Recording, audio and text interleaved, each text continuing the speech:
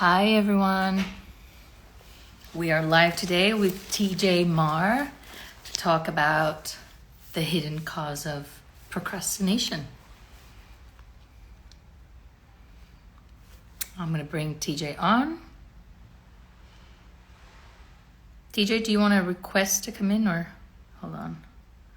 Hi. I'm inviting you. Hi everyone.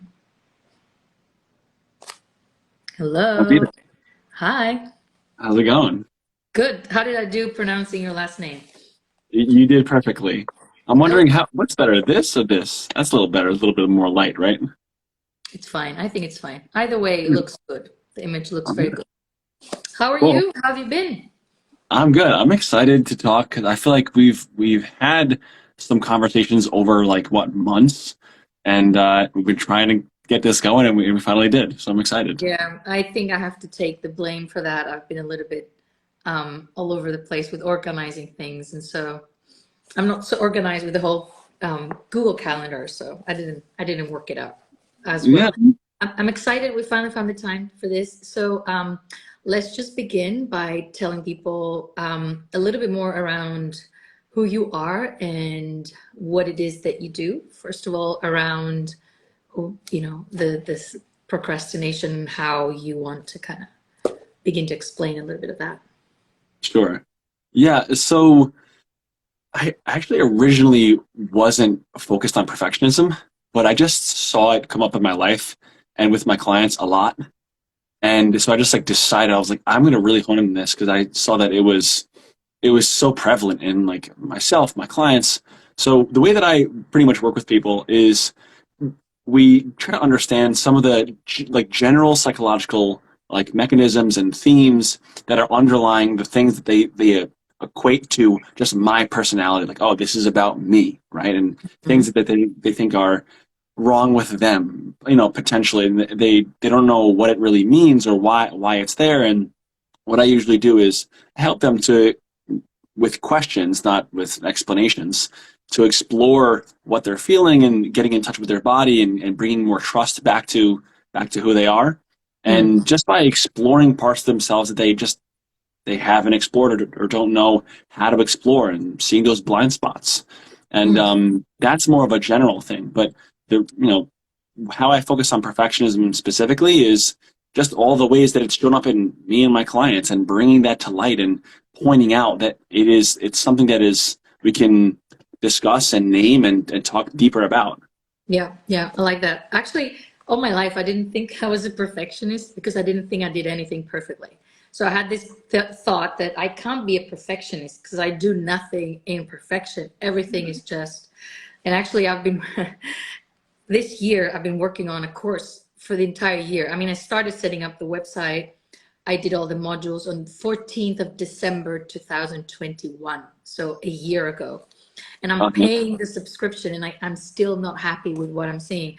And so I caught myself thinking, wow, it's the first time I realized that, you know, so vividly, that we think perfectionists are those who do things perfectly. Whereas perfectionists are the people who never think they do anything good enough, right? So, and nothing feels like it lives up to that huge expectation we have for ourselves. And so that really shifted something in me. Of course, I didn't finish the course because I still think it's not good enough, but still this active observation of, wow, we live in a place where we're doing things and we're being chased by a concept of what things should look like, and we're chasing a concept that we had in our mind, or a fantasy, or whatever it is that's standard, but it's not achievable, or even if it is, we can't seem to see it, right? So if you want to tell me a little bit about how you also see that, and your thoughts around that. yeah, it's such a good point, because that's like one of the biggest traps in perfectionism, because we're talking about procrastination, but essentially we're talking about perfectionism, which is such a big cause of that, right? It's such a probably the biggest misconception that stops people from working on it is that we think that if we get rid of the anxiety, that it's going to get rid of our motivation. And we think that perfectionists is related to striving for excellence, Mhm. but it's not at all about that. You know, it we think that these standards that we hold are the ways that we push ourselves. The self criticism is the way that we push ourselves to be better. But it's actually the opposite if you look hard enough at your behavior, right? So striving for excellence is all about connecting to the ways that you're progressing. It's Mhm. about connecting to the ways that you're showing up and the things that you're choosing, your values, striving for something, and rewarding yourself along the way. Whereas all those things are all that gratitude and that progress is withheld when you're striving for perfection, because it literally is an impossible standard, and we think that by holding this impossible standard it's going to push me until I get to that standard and it's going to push me to do better. But as you've experienced with the website, if I've experienced a lot in my business and just in other parts of my life, even with partners, it holds you back from even trying, because you say, if I can't have this done to completion 100%, then I'm just not going to do it. And that's such a common thing people hear in their heads of just like, well, either I got to do it perfectly or if I can't get it done, I'm not going to do it at all. So I have to push things out. Things get postponed. So I want everyone, first of all, great job for bringing it up, because it's such a great place to start, that perfectionism is not at all about striving for excellence. It's about striving to feel good enough, striving to feel loved and accepted. And perfection just happens to be the placeholder for what you think is going to give you that sense of love and acceptance. Mm. Dara says, I justified it with the thought process that I care, and that's why I wanted to be perfect. Exactly, Dara. I do the same. And I'm like, I'm trying to create something that will resonate with everyone, but how can I put everyone in a place and have them all resonate with that, right? So in striving to make it that perfect because I care about the project, I'm actually not able to even do the project. So if I'm not doing the project, I'm actually not helping anyone. I want to touch on something that actually we started talking about perfectionism right off the bat, but in reality perfectionism is what is procrastination on its own, right? Perfectionism stands there as the reason why we procrastinate, as the reason why we don't really do things, right? We find this excuse of I want it to be perfect, excuse or justification, or really the drive, I want to do everything perfect. But actually by engaging and fixating on perfection, we are actually procrastinating. We're not really getting it done. And you touched on something important there too, which you said at some point, if it's not going to be good enough, I'm just going to leave it. And that is very also obviously something you would experience in a relationship too, right? Create a bit of an avoidant sort of approach towards your own project, because like, this is too much, I'm just going to abandon it, I can't, I'm going to run away from it, and never really being able to connect through it and kind of work through, even with whatever project you're doing, a medium solution where you can just put something out there and rather not stay so engaged in that. Which brings me to the last concluding thing.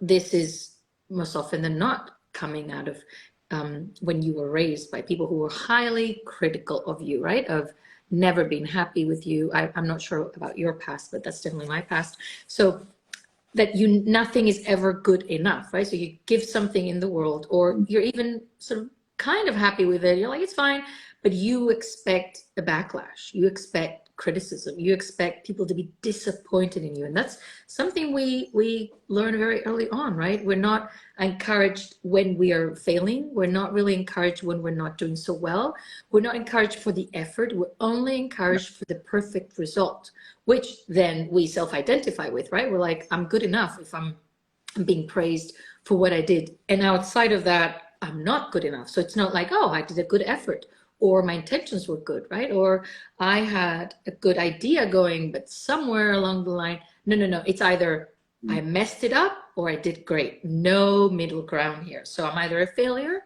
or I'm good enough, right? Yeah, so many again, so many good points. The last one you touched on is like that all or nothing thinking, which Mm. has different names. You could call it like black and white thinking, all or nothing thinking. But that inflexible thinking is so common in perfectionism, and it's that all or nothing thinking is exactly what stops us from even starting. And as an example, what we talked about, what you just mentioned, is that fear of failure. That is a huge reason why we just don't start, because we're afraid of that risk, and we interpret fear. I mean, sorry, we interpret failure as an indication that we are unlovable, because we our younger brains came to this conclusion that the reason why we didn't receive love back then was Mm. because of our flaws and things that we did and things that we can change about ourselves. And Mm. so we think now, or just we subconsciously assume that I must become successful, must become really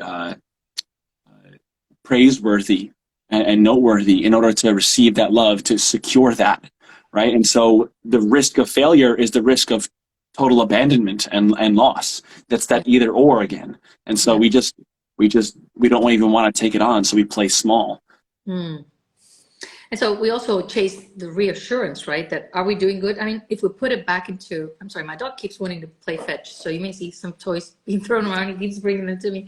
Yeah, So what okay. happens, in an environment, if we just backtrack it to how it all starts, right? We're at home. We're not really being seen or recognized or really praised about anything that we do. And we suddenly come home, we're like, look, I got an A. And everybody's like, oh, wow, you're amazing. That's so good.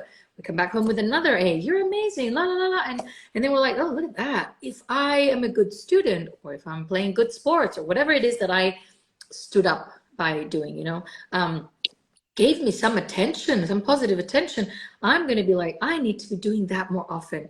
And then what happens at some point, we get like a 99 on a test, and we go home like, look, I got a 99, because we're thinking it's good.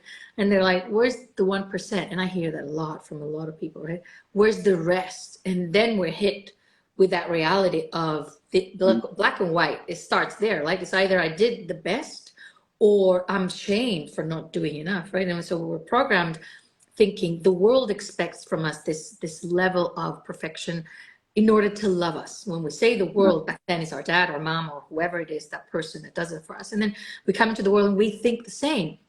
Anything less than the perfect, the 100%, which in real life doesn't really sort of exist, right? Because you can't have a test. So you're going to put out a course, or you're going to do whatever, write a song, whatever you're doing. There's no test to say, this is 100%, great, put it out there. You're putting it out there. Some people are going to think this is perfect. Some people are going to like, this sucks. If you keep self-defining through the feedback on what you just did or whatever it is you put out in the world, that's going to keep you in a loop, right? And that is a difficult loop to be in, because it's not really reflecting. You're not getting the feedback for your work. You're getting the feedback for your worth, for Yeah. yourself. Like you're really identifying yourself with whatever the feedback is or the result is of your actions, right? Yeah, this points to a couple of things to make some connections in my head. That perfectionists often have crippling indecisiveness and self-doubt and imposter syndrome, and so they very often will overthink, or or they will always ask, what do you think about this, what do you think about this, what do you, just to make sure that they are not going to be fully responsible for their actions. Or maybe, oh, you said this was okay, or maybe I was like, I want to make sure I get reassurance from you that my opinion is correct, right? Mm. So that kind of indecisiveness. Oh, I can hear you very well. Okay. Yeah, I just had to decline a call. But Okay. it's that indecisiveness that we get as perfectionists, that overthinking, that rumination, which exhausts us, right? Um, and then there's also that sense that we people please, that we just try to earn that in ways that we dance and pretend that something that we're not, right? And make ourselves more malleable for others. Mm. So a lot of things blend in, right? You would think perfectionism, is this one little thing but it actually binds with a lot of how we adapt in order to be loved in the world. And we do that with not just being perfect, at the same time we're people pleasing, which is another sort of expression of that. In my eyes, the way I experience perfectionism is beyond this inaccurate sort of expectation that the world will welcome us in a way that it feels very reassuring. We're 100% accepted. We got 100%. There's no missing points there. I also see it very clearly as the reason why we procrastinate, because it becomes an excuse. Many people will say, you know what, I'm not finished yet because I'm a perfectionist. It's almost like they're proud of it. It's almost like they create this identification that I'm really proud of myself because everything I do, it's perfect. And I'm thinking, you're actually thinking the exact opposite, because everything you do, you think it sucks, right? So we are sort of identifying ourselves with something as if it's a good thing. And that's why I was so off of thinking that I'm a perfectionist. I'm like, I don't do things because I feel like I do them perfectly. I just can never finish them and I can never do them good enough. So how would I be a perfectionist? And then you're seeing how we identify with that in its positive, um, society praised form, which means, oh, if you go for work and they say, so tell us, TJ, tell something about you. And you're like, I'm a perfectionist. And they'll be like, great, we want people who strive for perfection. But in reality, you're saying, I will never finish any project thinking or feeling confident about it. I'm always going to be crippled around feeling anxiety and unsure about myself. But they're not really translating it as that, right? But society has this sort of glorification of saying, I am a perfectionist, and sort of equaling it as I do things perfectly. And I want people to get this. If you have this identification, you need to call yourself out and see it for what it is. You're procrastinating to actually do things. You're procrastinating to fail. Because of what you equate failure with, you are self-defining through your failures. You're self-defining through the feedback of the world, which is why, as TJ said, you also people please. You don't just do things perfectly in your own little world. You Mm. go out in the world and think, I have to look, act, and everything I do has to be perfect. And this is something as content creators we also deal with, right? Yeah, for sure. Yeah. So one thing that you touched on is this idea of like the cycle of anxiety and procrastination, because people often see procrastination and they say to themselves when they are procrastinating, they'll say, "Why can't I do this?" Or like why am I so lazy? Well, like what's wrong Mm-hmm. with me? Mm-hmm. Why, this kind of narrative of like I just don't have enough willpower. I Mm-hmm. can't will myself to do this, right? But that self criticism, which is it's trying to motivate us, so we can, that's one step in defeating the procrastination is acknowledging that our self criticism is actually trying to motivate us. It's not us self hating. It's just us trying to motivate us. That self criticism, when we acknowledge that what it's really doing, it is perpetuating this anxiety, this pressure to act. And that pressure to act is why we're procrastinating in the first place. So think about it. Procrastinators are not undermotivated. They're actually over motivated, overstimulated by that anxiety, by the overwhelm of really, like that person said before, it matters so much to me because of what you said, the determining your worth, right? By the feedback of when I put this out, how is it going to be accepted? How is it going to be looked at? Right. So when we Or procrastinate, the drive wanting to meet everyone with what you're doing, right? You want people to be met by whatever you put in the world, even if you're an artist or in any sort of field, right? You want it to go the way you want it to go, but you cannot control how it's going to be received either way. exactly. Yep. That sense of control that we always have as perfectionists. We're very detail oriented. And even if we are not procrastinating to start, which we have to lower the barrier to entry, right? By addressing that fear, changing our relationship to fear. Even if we do start, we're still going to procrastinate on finishing it because it's never good enough, because we have to tweak this and tweak that and all these little details that we think are going to make or break the project or the presentation. And so we're constantly delaying. If we're not delaying the start, we're delaying the finish. Yep, yep. I feel you in that. I did the website and I did the structure in one day, and it's been there a year later. Same structure, Right. same thing. I'm still just working around it. But you touched on something very important here, right? The whole inner anxiety. It's like an inner war of you feeling like you want to do this, but there's something inside of you is struggling to actually move forward. So there's an inner battle. There's two parts of you trying to. One is trying to get it done, and the other is very scared that it's never going to be perfect. Like it's already sort of predetermining this is never going to be good enough, because underneath everybody who claims to be a perfectionist, there's a belief I'm not good enough and Yes. I'm never good enough. So Mhm. any project you put out in the world, anytime you're trying to do anything, your first The basis of whatever it is that you're going to construct is going to be a belief that says, okay, starting point, I'm not good enough. All right. So if I push through, as you just said, we can push through and start it. But then that thing is going to keep saying, yeah, but you're not good enough, right? So you do know that. You're like, no, let me try. And you keep doing things. But the belief you have around, being good enough is never going to allow you to see the ways in which whatever you're doing is good enough, right? It doesn't have to be perfect. But you're like, no, I'm not even going to be good enough. I am going to strive for perfect so that I Mm. can finally settle internally that I'm good enough, right? I'm not even going to be like, this is no. It has to be the best. So we're chasing our tail there. And at some point we freeze. At some point our system is just so overwhelmed with trying to fight around that. You have all that energy. I'm going to do it. I'm going to do it. And then this voice saying, you're not good enough. You're not good enough. You're not good enough. Yep. And although you said it before, it's not like trying to harm you. This voice saying I'm not good enough is actually trying to stop you from putting that project in the world because it wants you to be safe from criticism. This voice is reminding you what happens when you put yourself out there. What does it happen? Well, somebody shows up and shames you. So what I'm going to do here as a part of you that cares about you, I'm going to be shaming you in the process in the hopes this never gets out and you're not exposed in this uncontrollable world that is going to not like you and you're going to feel horribly judged and whatever it is, right? So you are living out of the past experiences of what you being in the world sort of was received like, and these parts of you are reliving exactly that, right? You have that strive for life, I want to do things, and this part's like, no, this is not safe for us, right?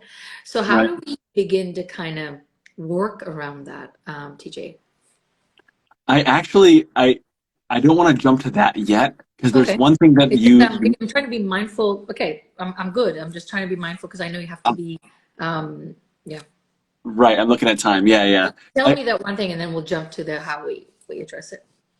yeah, sounds good. One thing. So that one thing that I think is definitely worth addressing is there is a larger movement that's going on in our life, in our behavior when it comes to perfectionism, and it's this swing between anxiety and depression, and we'll do that over long periods of time, Mm, where, like you said, we just sometimes at some point it gets too much because there is that conflict between the side of us on the depressive side, which wants to say, "Fuck it, I'm never going to be good enough. So why should I even try?" It's the mm, hopelessness. Why should I even try? And that's when we end up in burnout, right? There's a lot of um, similarities in the feeling of burnout and the feeling of depression, right? It feels very similar, except for it's maybe a little more external or it's a little more high functioning when it mhm, comes to burnout.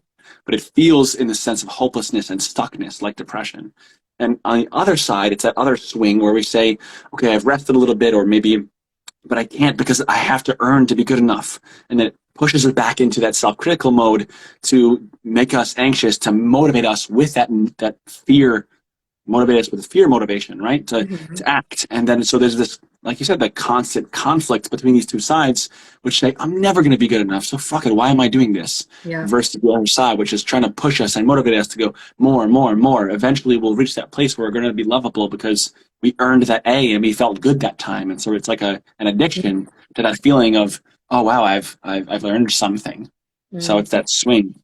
And it's important to say also that we don't think, oh, I'm going to do it and be lovable, right? This is a very unconscious sort of drive Yeah. Right. internal.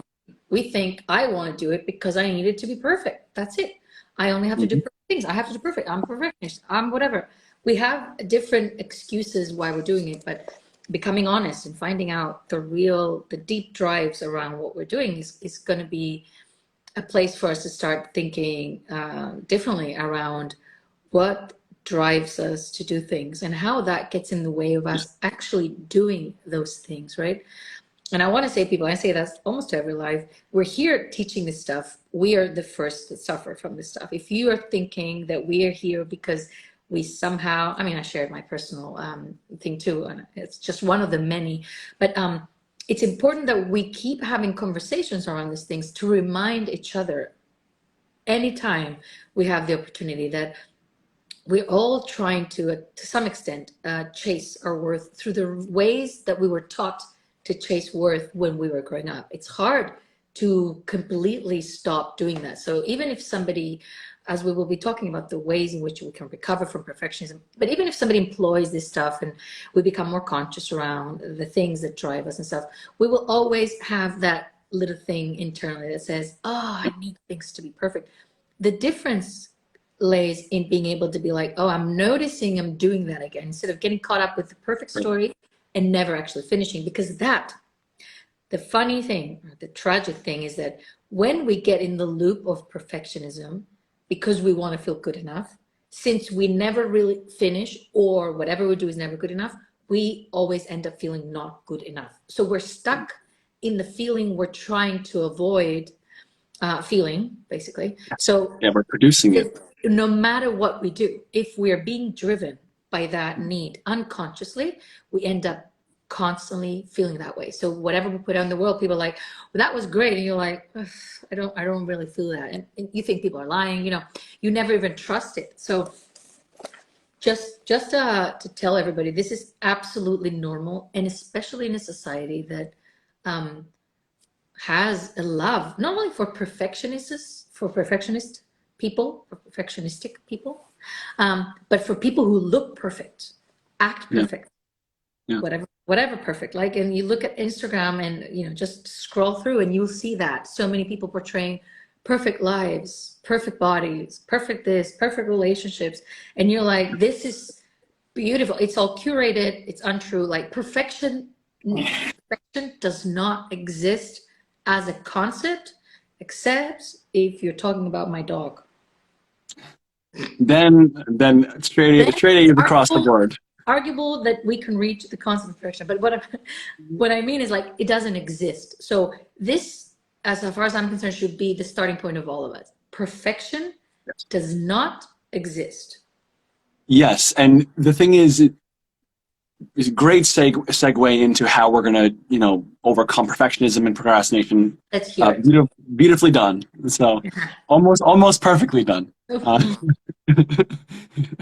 All right. So, like dispelling the illusion of the destination, right? That's what I think is the starting point, because sometimes we perfectionists will bring in our perfectionistic mindset into our healing journey of perfectionism, where we let that destination of, oh, when I'm healed from perfectionism, I'm going to be perfectly imperfect.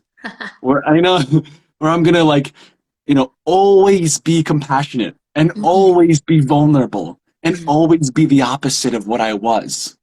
I'm In that going kind to of be black and white. perfect. I'm actually going to be like, the goal Yes, is, again, yes, I'm going to mask exactly. it behind healing, but I'm reaching for perfection. Exactly. Yes. It just the concept, or the mask, just switched to something else. That I'm perfectly healed. This is kind of when the the spiritual ego may come in, right? Or like the you want to jump in there? Or? Beyond going for the ego, I would say, TJ, this is why when we are, I said before, if we're identified young people through our actions, and felt worthy through that, it's normal that we would jump into finding something, even as we're trying to heal perfectionism. And again, we're going to slip into doing some sort of behavior to reach a state of perfection, because that's what we're continuously being driven from, right? Because this is how we're also always going to be slipping up. And that's why we need to constantly be aware of what it is that we're doing, before we go in the loop. So now, Right. the ego. Yeah. No, you're exactly right, because the intention matters just as much. That we know that sometimes we think that, oh yeah, I'm doing this healing journey. This is all healthy, but sometimes it's the motivations are themselves still within the framework of the coping mechanism that we are using, right? Exactly. In this case, the destination mindset, right? To think that I'm going to be perfectly imperfect. And I'm dispelling that illusion, like you said, that perfect is not possible, nor does it exist, is the first step in actually saying, okay, so it's an impossible standard. I can never be perfect. So that's now, where do I start from there? Right? And starting to acknowledge that there's so much to be grateful for, so much that we can find good enough in, and that it's not lowering a standard. It's just Mm. making them being more in touch with reality, because you're not bringing this uh, veil maybe of shame or past beliefs in between reality and yourself. Right. So Mm. dispelling illusions is the first step, I think. Yeah, and dispelling them not only internally of what you think of perfection, but also externally. I'm glad you touched on the healing journey because I'm fed up watching these reels of people doing their perfect morning routine. And it's just so unrealistic. They wake up and they spend 2 hours just sipping on their tea and the writing. Like, no, no, no, it doesn't happen. Especially if you don't, if you have kids, it doesn't happen. If you have dogs, it doesn't happen. If you are a human being that can wake up one day and be like, I don't even want to do life today. Oh, no, no, no, no. I'm going to put my scent and I'm going to light up candles. No. And we see that. And this is the added point to dispelling it also externally. If I do a reel and show you my morning routine, don't believe it that it happens 100%. So dispel that and think, well, that looks good. Like that looks cute. Can this be my standard? Does she really do that every day with perfection?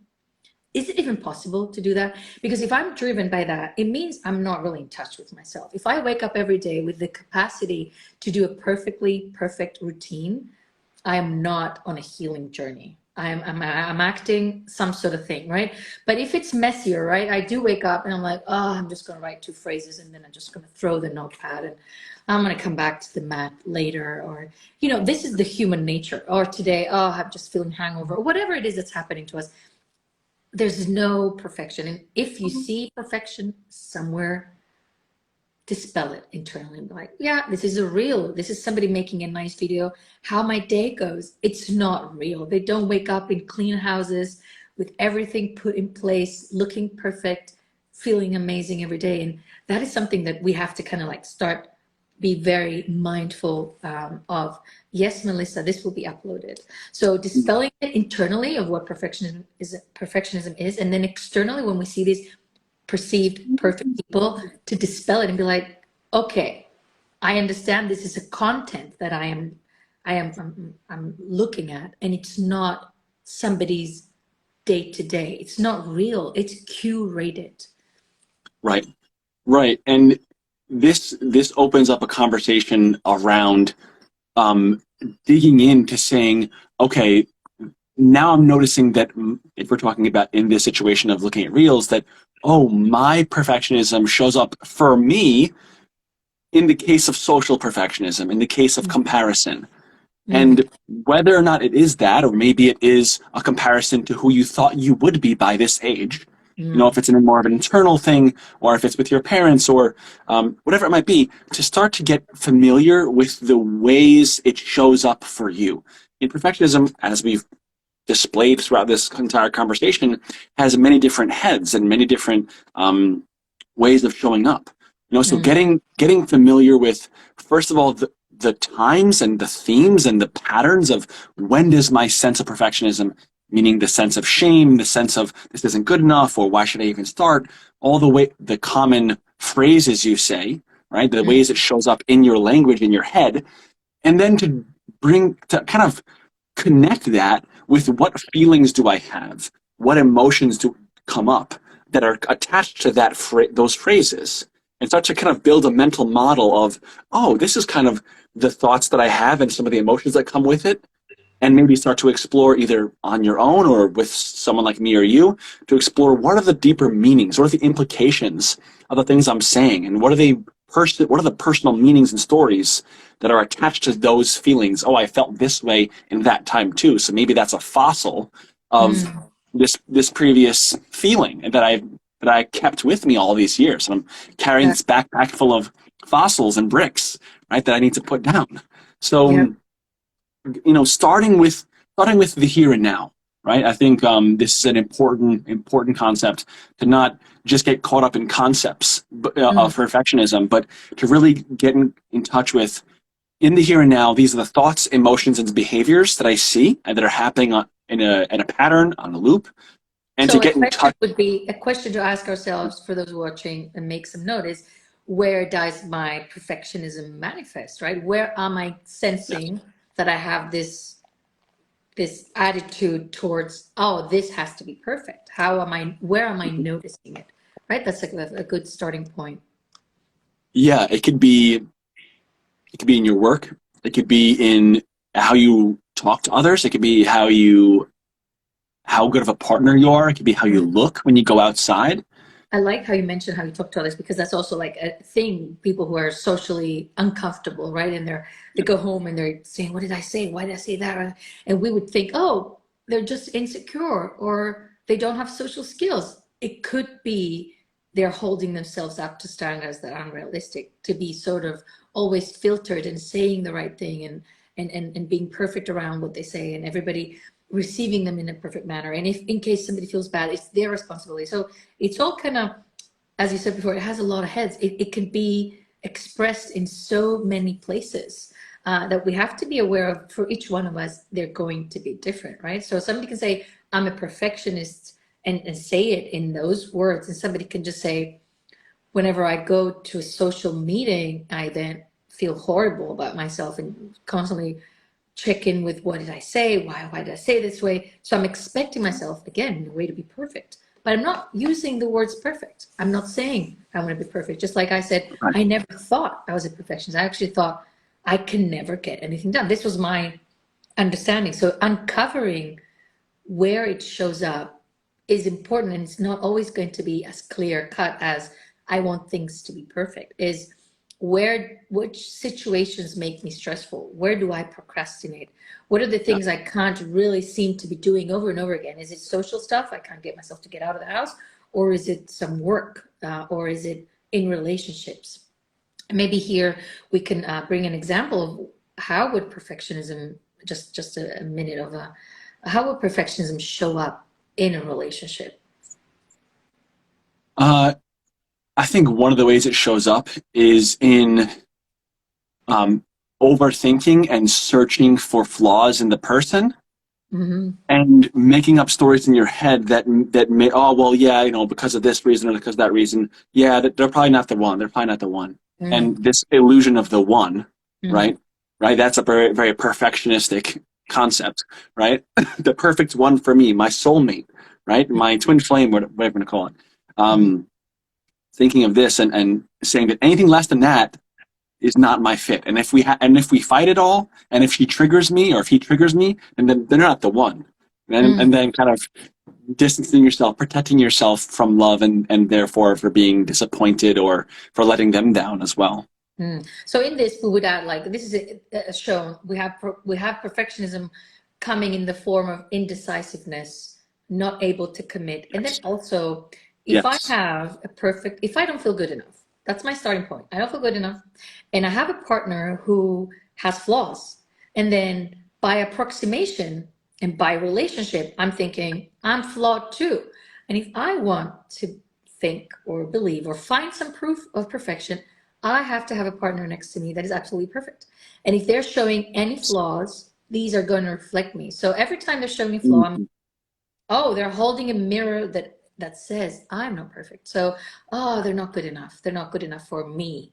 When in reality, I didn't feel good enough to begin with. Yes, exactly. We I'm still because searching my worth through something external, even if it's through the person that's standing next to me. By approximation, I want to feel worthy, and that will happen if this person is perceived or looks perfect. yeah, yeah, and because we can't accept ourselves, we can't accept them for their flaws. Mm, So some of the ways out of this is starting to develop the courage to show your flaws, right? The courage to actually be vulnerable, the courage to risk being rejected and see. And so it's a matter of feeling the fear and doing it anyway. It's that old book, right? It's mm, changing your relationship with fear by mm, developing this sense of I don't have to remove fear, right? Again, that's another destination mindset, right? I don't have to remove the fear, but acting with the fear and building up your self-worth and your self-esteem and your self-trust by being willing to do something uncomfortable little by little, maybe with exposure therapy or some other things, right? To mhm. kind of introduce this concept of I can still do things despite the fear, and Mm-hmm. little by little make a little progress, and to slowly change your relationship with that fear over time and prove to yourself, I can be there for myself. I'm not going to let this fear constantly control me, right? And move beyond that and share a little bit more and risk being rejected just a little bit more and show just a little bit more of myself, and slowly kind of build up this a different kind of self-image, which includes self-trust that I'm going to be there for myself, and I am going to express myself, and I am going to say when I'm hurt, and I am going to say when I'm jealous, and I am going to say when, for example, you see, like, as it goes on, but continuing to prove to yourself that you're going to be there for yourself, right? Because a Mm-hmm. lot of the perfectionism is this fear of abandonment, a fear of loss, a fear of being rejected. And if we can't be there for ourselves, then how do we expect others to be there for us? So Mm-hmm. learning to be there for ourselves and building this self-trust is the way that we can build more courage to be more vulnerable. And over time, little by little, we can develop the ability to be courageous and vulnerable. And that compassion that comes from that, that's the anti-perfectionism mindset, that growth mindset. I like it. I like it. Essentially, we have to stop pretending we're perfect because we're not. Yeah. Essentially, it's coming to terms with the fact that we're not perfect, and we're going to let people see that. And if some people don't like that, that's fine. Because even if I get you to come close to me and you think I'm perfect, at some point you're going to see that I'm not. And what's going to happen then? So how long can we keep up the act of perfectionism in anything really? I would also offer a reframe for you guys who identify as perfectionists in a way that you feel proud of yourself for being one. I want you to start saying, instead of saying, "Oh, I'm such a perfectionist," just say, you don't necessarily have to say that to people, but start telling yourself, "I actually never feel good enough. That's why I can't finish this project." And if you touch that reality, instead of being like, "I'm actually a perfectionist," and actually avoiding to see that you're not feeling good enough, then maybe you'll start addressing what's really stopping you from moving forward and doing the things that you want to be doing in any setting. Obviously we can't cover all the settings. We usually put perfectionism in workplace because it really shows, but as we've touched on today with TJ, it shows up in relationships and in everything really. But start being honest with what drives you. And if you say, "Ooh, I'm actually starting to feel that I'm not good enough and nobody's going to like what I'm going to put out there," instead of saying and pretending and lying to yourself, "I always want to make things perfect because I'm such a perfectionist." Right. Don't lie to yourself. If you uncover the truth that you don't want to experience, the defense mechanism, which is what is, not the coping mechanism, which is what perfectionism is, a coping mechanism to keep you far from feeling not good enough, is not going to be needed. So at some point you're like, "I don't feel good enough," and you're like, "Is this really going to determine how good I'm going to feel about myself? Or maybe I should rethink on how I'm thinking about this," right? Uncovering it is going to give you a lot more sort of ways to work with it rather than continue down the path. Because a lot of people are like, "How do I fight perfectionism or even procrastination?" You're like, "Put a timer, do this, have your friend call Mm, you, go to this group." Like, no, yes. none of it is Yes. going to work. And Yeah. you say, "How do I fight procrastination?" Well, figure out why you're procrastinating. And if you think, "Oh, I'm not good enough, that's why I procrastinate." Oh, okay. Yeah, Okay. this is a two good points. Kind of forget the first one because I was just like listening intently, but Take like, notes, TJ. Yep, look at me with my little pink pen. Just take notes. yeah, it's true. Yeah, I should. Well, I mean, the thing that came up for me is that um, procrastinators tend to try to fix with this like, um, let me do some productivity hacks or time management things, Yeah, but yeah. they just don't work. They just don't No, they work don't. because they don't actually get address the key, the root of why we're actually procrastinating in the first place. And the second thing that I did remember now, thankfully, is that we have this like idea as perfectionists that we don't want any uncertainty. We don't want to risk, so we overthink. We ruminate on how we're supposed to, avoid any uncertainty, Mm. in trying to heal. And sometimes we need to take that risk, right? So yeah, a lot of good points. I do have to go. I have a call at 1, but I this was know. like a great flow. I had a good time. Good. Thanks for your time today. I'm going to stay on for a couple more minutes to sort of wrap it up, and I'll talk to you later, all right? Yeah. Evita, Thank thanks for you. inviting me. This was awesome. Thank you, TJ. Bye-bye. All right. Thanks, everyone. See ya. Okay, everyone. So thanks to those of you who stuck around and watched this. Um, as we you can watch on the replay. We've touched on how procrastination is out is is showing up in our lives as a way for us to avoid some certain feelings that we have about ourselves, because we learned very early on to define ourselves and our worth through our achievements and how perfect we do and how perfectly we are perceived. So within us doing all of this sort of work around procrastination, we're actually avoiding to see what happens internally for us and why we indeed procrastinate. We're trying to be kept safe from experiencing the sensation that we're not good enough, we're not received as good enough in the world. So beyond trying to tackle procrastination for the practicalities of it, I would suggest, and as TJ also, to look deeper as to what is stopping you from actually doing things, not from, oh, what tricks should I do or what should I do better? No, but more like, what's my inner drive around this? What is going on for me internally that is constantly pushing me to do things in a perfect manner? And why do I think this is important for me to feel good? Right? And then you'll figure out that by chasing perfectionism, you are procrastinating. Like the procrastination is actually perfectionism. And you're doing so because you have tied up your sense of worth through how the world perceives you. So it's a lot of work. It's inner work. As usual, it never ends. But being honest about what is happening internally is going to give you the clarity you need from where to work towards, right? Because if you do one thing when you're actually struggling with something a lot deeper than just putting an alarm clock or getting some support, you're struggling with your sense of worth. And that requires you to actually address your sense of worth, not through chasing perfectionism and through sort of like tackling procrastination, but through actually accessing the fact that you are worthy. I'll see you next week.